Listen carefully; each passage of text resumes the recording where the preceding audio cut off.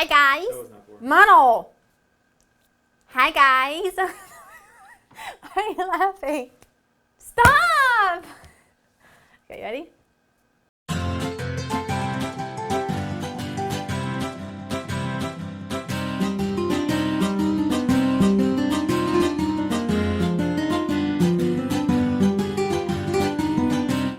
Hi guys, I'm Laura Vitale, and on this episode of Laura in the Kitchen, I want to share with you how to make mac and cheese for 20 people.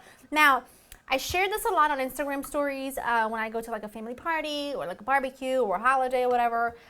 They always ask me to bring mac and cheese. I mean, it is really delicious, and I usually make it for about 16 to 20 people, and I've been getting a ton of requests from you to share with you how to do that, because if you're having a big holiday, it's a little bit tricky to sort of like figure out like how much do you need of something, even though you can easily double or triple my regular mac and cheese recipe. I did want to do this for you, and I do have a couple of other classic like holiday dishes like green bean casserole, sweet potato casserole, things like that I'm going to share with you how to make for 20 people, because that's sort of the theme for this year. So I'm excited to share it with you. Let's talk about what we've got going on already. I've got a couple of pounds of elbow pasta here that I've cooked until al dente in some salted boiling water. Drained it. You want to cook it shy of a couple minutes because it's going to go into the oven. I drained it and I put it back into the same hot pot with a quarter stick of butter. Now, if you don't like butter, if you don't like cheese, if you don't like an overload of deliciousness, then this might not be the recipe for you. But if you like all things good and comforting, you'll love this. I also have, so this is a sheet pan, a high-sided sheet pan. And I wanted to share this with you because this is the perfect vessel to make anything for 20 people, okay? The size of this, this particular one is 18 by 13 by 2. And I love it. It makes, you'll see how much of this it makes, and it comes with, when it comes to mac and cheese and things like that, you don't really need a big portion because it's very, very rich. So I've buttered that with a little bit more butter. And I'm going to take this. I also have my oven preheated to 375, by the way. Add the pasta.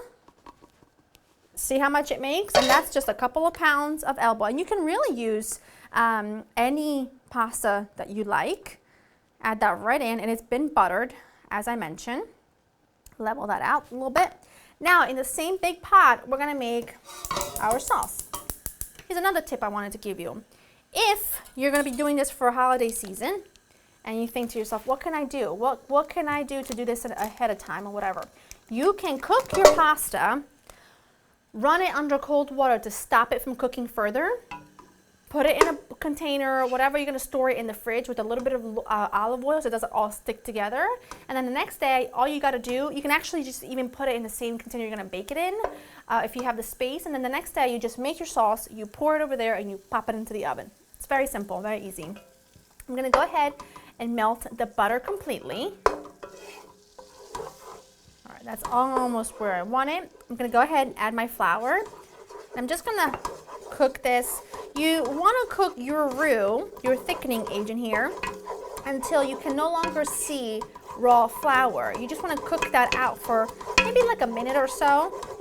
Don't be too hasty and add the next ingredient too quickly, because it is, even though it's like a quick step, it is an important one. So just go ahead and cook it. You see how it's getting really velvety and soft and it's not lumpy? That's what you want. Okay, now I'm going to, as carefully as I can manage, add all the milk. There you go. And my cream.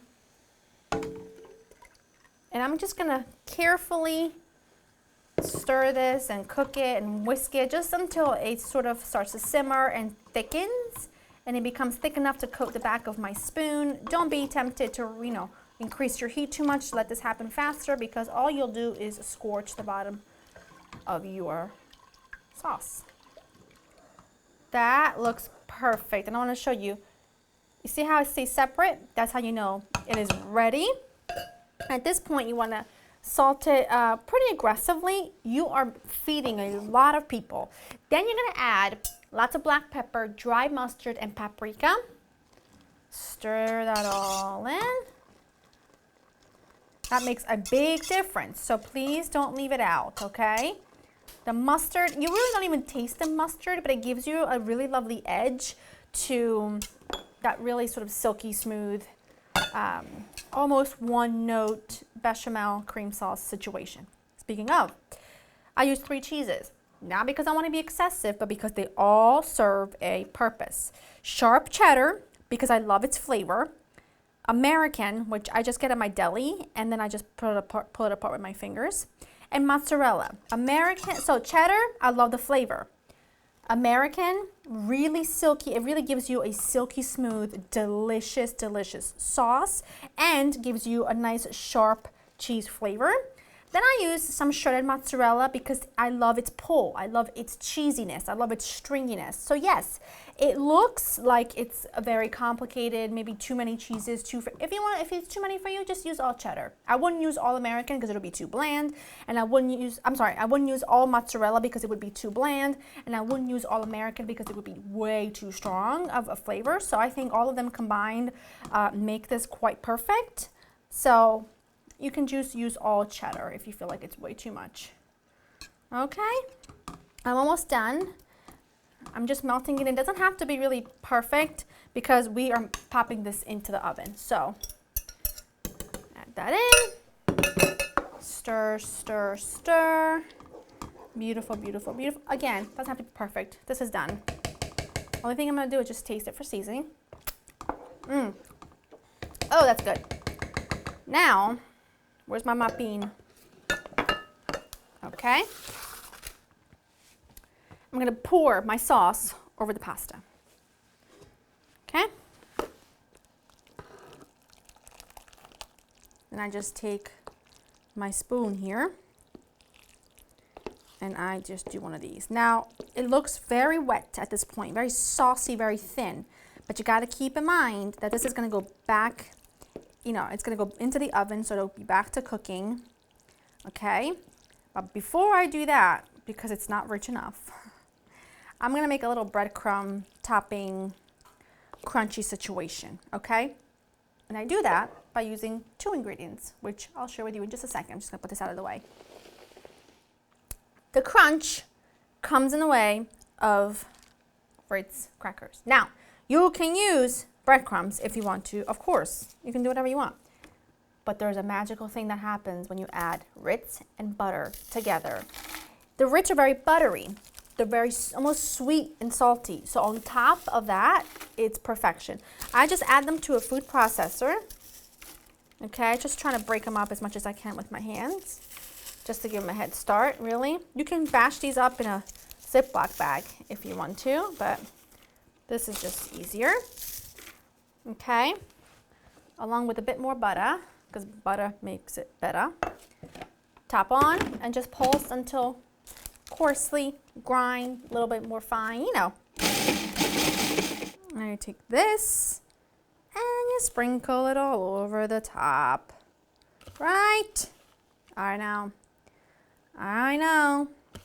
This is gonna go into a hot oven, 375, maybe a half hour, maybe longer, maybe less. Just gotta keep an eye on it until it's a lovely golden brown on top and real bubbly and delish. And I'll show you what it looks like when it is done. I know. This is why they asked me to bring it to every party. I brought it to my nephew's first birthday party not too long ago, and it was the first thing to go because it's just so good. This baby was in the oven for about 30 minutes. I've let it cool a bit. This is very hot. Should let it cool way more, but ooh, it's hot. Look at this. Look at in here, okay? Look at that. Oh, I love mac and cheese. You know what I'm saying? With mac and cheese, it's the best mac and cheese on the planet. Very hot though.